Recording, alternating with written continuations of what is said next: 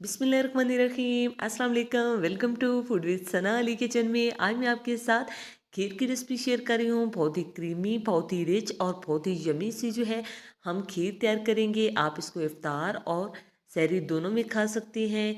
अक्सर जो है बहुत ही फ्राई चीज़ें खाने के बाद शाम में हमारा जो है कुछ मीठा और ठंडा खाने का दिल कर रहता है।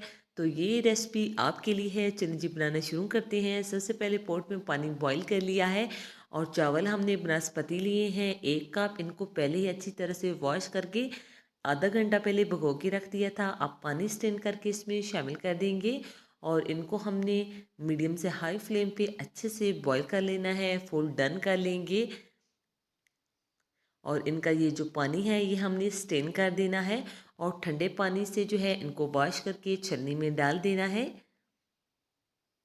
दूसरा स्टेप ये है कि हमने कच्चा दूध लेना है। आप देख सकते हैं माशाल्लाह कितना गाढ़ा दूध है। 2 लीटर दूध मैंने लिया है। अगर आपके पास फ्रेश दूध ना हो तो आप डब्बे वाला दूध भी ले सकते हैं।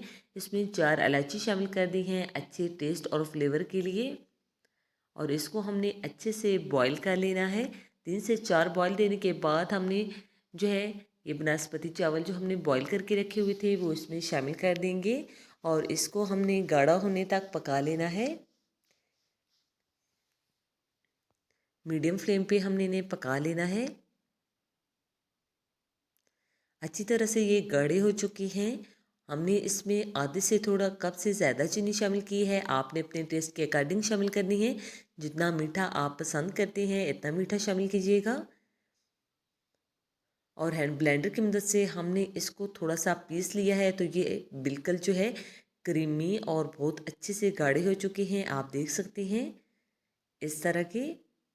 अब हमने इसमें थोड़े से ड्राई फ्रूट शामिल कर देने हैं। आधा कप हमने कटे हुए बादाम शामिल कर दिए हैं। 2 टेबल स्पून हमने इसमें पिस्ता शामिल कर दिया है। इससे जो है इसका टेस्ट जो है दुगना हो जाएगा। अच्छी तरह से मिक्स कर लेंगे।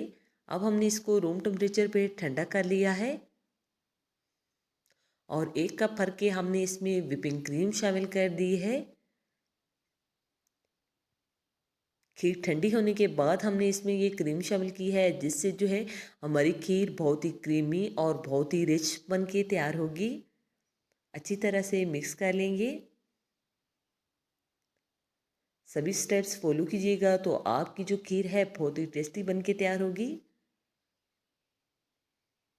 अब हम इसे बाउल में निकाल लेंगे।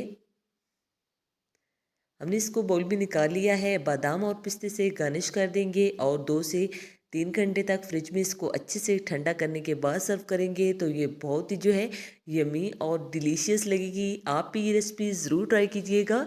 इसी दौरान अगर चैनल पे नए हैं और आपको हमारी रेसिपीज़ अच्छी लगती हैं तो जल्दी से अपनी आप ही के चैनल को लाइक कर दीजिए, सब्सक्राइब और शेयर ज़रूर किया करें। बेल आइकन को ज़रूर प्रेस करना है ताकि आने वाली हर नई वीडियो का नोटिफिकेशन सबसे पहले पहुँचे आपके पास और कमेंट करके अपनी कीमती राय का इज़हार भी ज़रूर करना है।